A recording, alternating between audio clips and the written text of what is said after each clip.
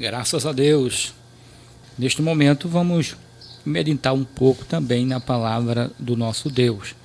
Eu quero ler aqui alguns versículos bíblicos que se encontram na carta do apóstolo Paulo aos Filipenses, capítulo 3, do versículo 17 ao versículo 21.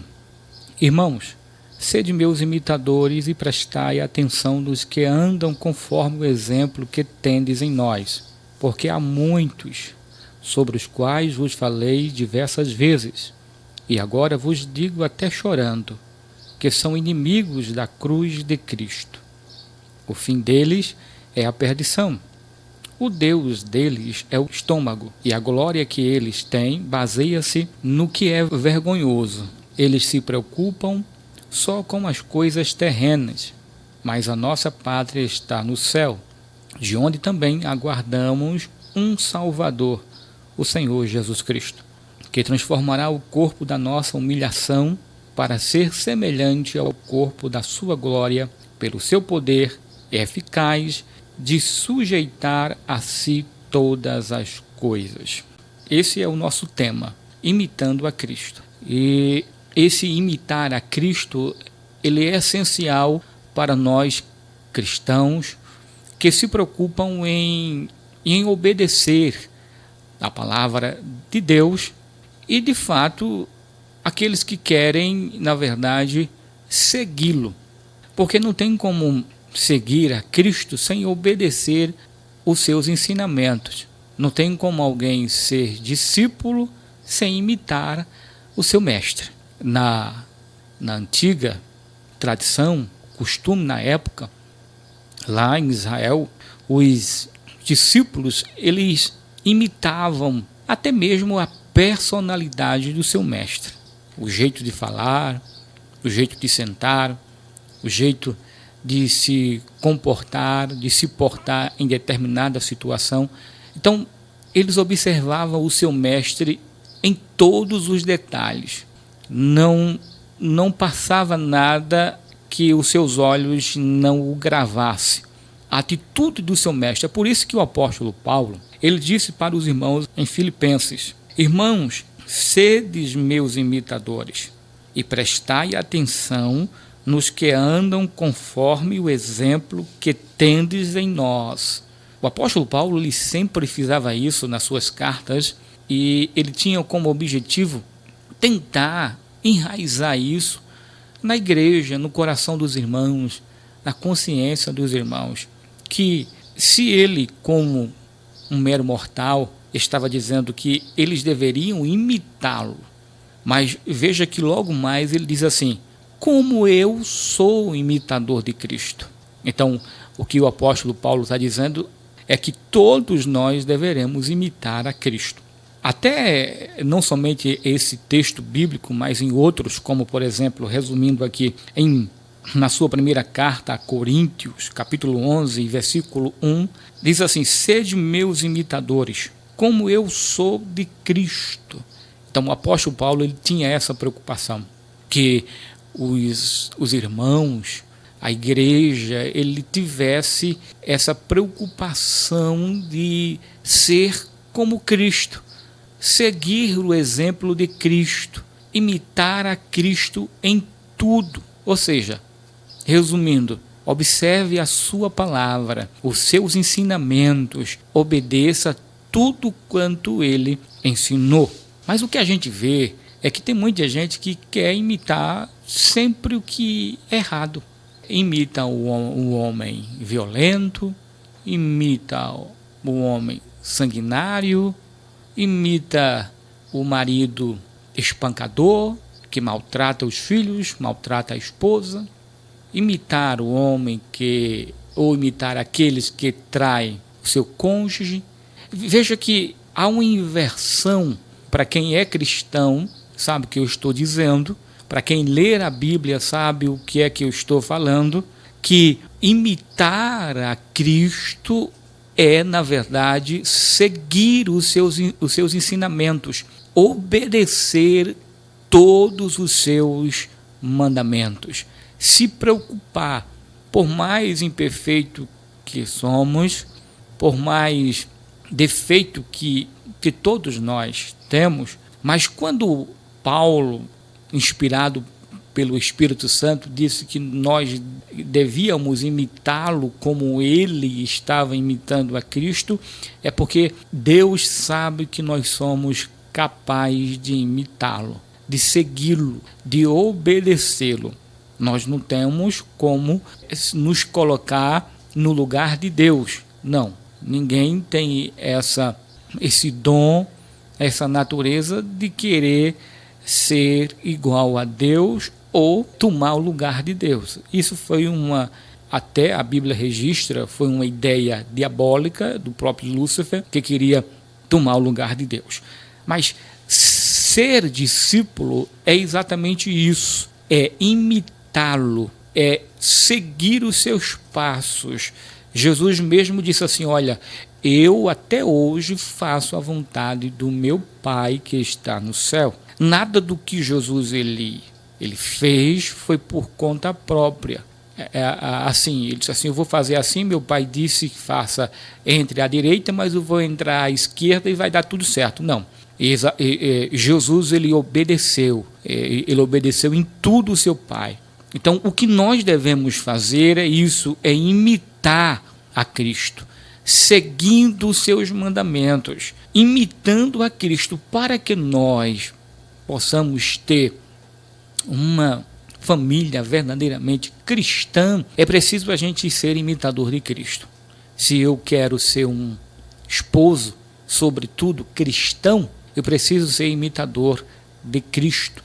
Se eu quero ser um bom pai, um bom filho ou um bom cônjuge, a esposa ser uma boa esposa, a mulher ser uma boa esposa, é preciso ser imitador de Cristo. Não tem como alguém seguir a Cristo sem obedecer os seus mandamentos. Não tem como alguém ser discípulo de Cristo sem obedecer os seus mandamentos. Amor, fé, esperança é essencial na vida do cristianismo, na vida de quem é cristão. Então, quer ter uma vida abençoada por Cristo, quer viver verdadeiramente o cristianismo, seja imitador de Cristo. O apóstolo Paulo, o apóstolo João mesmo, escreveu em sua carta, amado, não imites o que é mal, senão o que é bom. Isso está escrito na terceira carta do apóstolo João, capítulo 1, verso 1, a parte A do verso 1. Veja que nós não devemos imitar o que é mal, mas imitar o que é bom, porque isso agrada a Deus. Não é porque fulano de tal espanca a esposa que para que eu tenha respeito dentro da minha casa eu tenha que espancar também a minha esposa.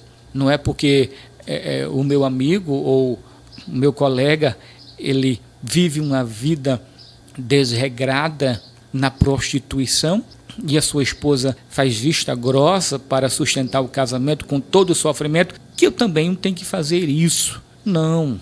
Eu tenho que ser verdadeiramente discípulo de Cristo. Eu tenho que imitar a Cristo. Eu tenho que seguir os passos de Cristo. Eu tenho que ter uma personalidade cristã. É isso que marca no mundo acadêmico hoje. Isso marca o nosso jeito de falar, o nosso jeito de se comportar, o nosso jeito de sentar, enfim, toda a nossa maneira, a maneira cristocêntrica, a forma, isto está entre os estudos acadêmicos, porque Cristo mudou a vida verdadeiramente dos cristãos. Então, o apóstolo Paulo foi um grande imitador do nosso Senhor Jesus Cristo. Ele chegou a dizer, não vivo eu, mas Cristo vive em mim. Que possamos tomar o exemplo deste homem de Deus. O mundo não mais vive em mim, as coisas do mundo não dominam mais os meus sentimentos, os meus prazeres estão voltados para a minha família, para Deus. É isso que nós devemos ter como exemplo, até porque Jesus disse o seguinte, que os mandamentos se resumem em 2. Olha só o primeiro mandamento: amará o Senhor o teu Deus de todo o teu coração, de toda a tua alma, de toda a tua força, de todo o teu entendimento, e amar o teu próximo como a si mesmo.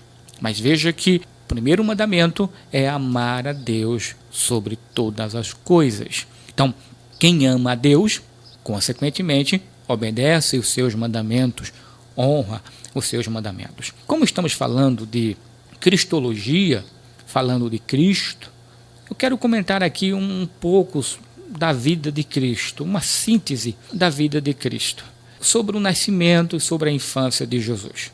Jesus, ele tinha 12 anos de idade, ele foi um menino obediente, chamava a atenção de Maria e José, o seu pai, pela tamanha sabedoria e obediência que ele tinha.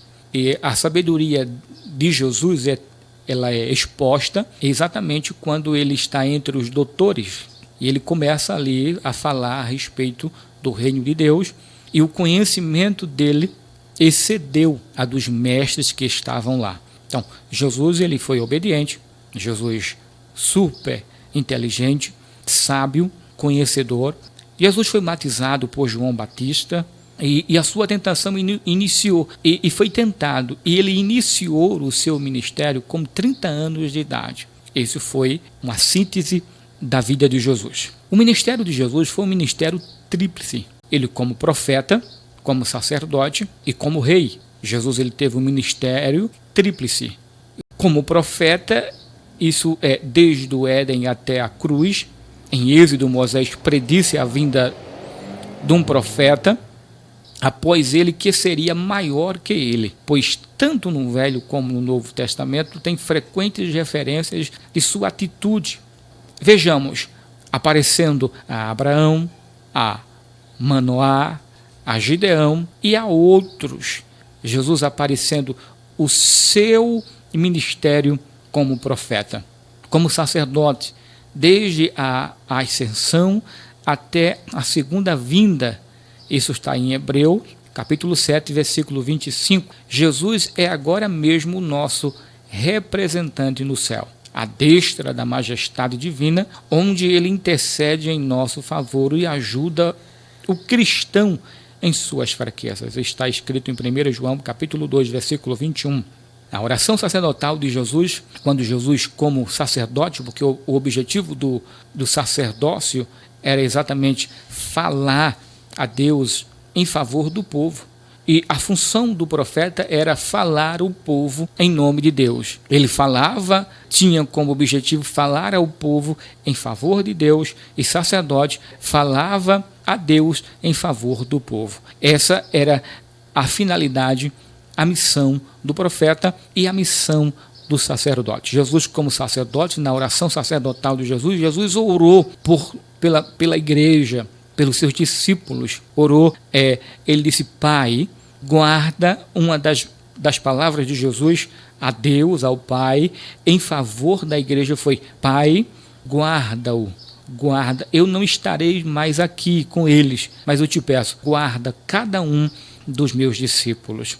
Isso está no Evangelho de João, capítulo 17, e a partir do versículo 1. Como rei durante um milênio, em épocas sucessivas, Apocalipse 19, versículo 16, durante 1000 anos de paz, Cristo reinará sobre o mundo, tendo Jerusalém por capital, onde ele estará estabelecendo, ou estará estabelecido sobre o trono de Davi, seu pai. A palavra indica que a sua regência jamais terminará, dizendo: o seu reino não terá fim. Lucas, capítulo 1, versículo 33, 2 Samuel 7, 16. Agora, você já imaginou o que somos? Se Jesus Cristo ele exerceu esses três ministérios, ou o seu ministério ele tem três funções, como profeta, como sacerdote e como rei. Ele exerceu como profeta e como sacerdote, profeta e sacerdote, mas ainda não como rei, porque o seu reino milenar ainda será implantado. Então ele reinará durante 1000 anos, que é o reino milenar de Cristo. Se somos imitadores de Cristo, obviamente que somos alguma coisa. Somos discípulos, sim, mas não apenas discípulos de Cristo. Somos também filhos de Deus. Agora, somos filhos por adoção. Isso está em João, capítulo 1, e versículo 12. Somos filhos de Deus por adoção. Existe uma palavra que muito antiga, os irmãos sempre falam a respeito disso. Ele diz o seguinte, que quem não aceita Cristo é criatura, e quem aceita torna-se filho. Bom, às vezes é preciso a gente nos aprofundar mais para saber o que quer dizer ser filhos de Deus. Porque existe muita gente que professa a Cristo, mas não anda conforme Cristo. Não vive como Cristo. Tem a identidade de cristão, mas de fato não é cristão. Apenas exerce o nome de cristão, mas não vive como Cristo. Porque viver como cristão é ser imitador de Cristo. É imitar a Cristo. Né? É imitar a Cristo. Não é apenas dizer que é, mas tem que ser, de fato, através das suas obras. Você sabia que a fé, ela desaparece, ela não existe se não houver obras? É verdade. Se não houver obras, não existe fé. O apóstolo Paulo, o apóstolo Tiago, sempre eles falavam a respeito disso. Um mostra a tua fé, outro dizia assim, mostra-me as tuas obras, porque eu tenho a fé e tu tens as obras, ou vice-versa. E na verdade nenhum tinha nada, porque não existe um sem o outro. A fé sem as obras, ela é morta, assim também como as obras sem a fé é morta. Então, as duas são mortas, uma depende da outra. Então, quem somos? O que somos? Somos imitadores de Cristo, e por sermos imitadores de Cristo, nos tornamos filhos de Deus, nos tornamos filhos de Deus por adoção. Somos também príncipes, porque filhos de rei é príncipe. Somos sacerdote real, sacerdote santo, porque a Bíblia diz que nós temos o poder de intercessão, de interceder, e temos também, e somos santos por ser santificados, ser filho de um santo. Se Deus é santo, e seus filhos também são santos. Tiago capítulo 5, versículo 16. 1 Pedro capítulo 2, versículo 5 e verso 9. Somos profetas do Senhor. Mateus 28, versículo 19 e 20.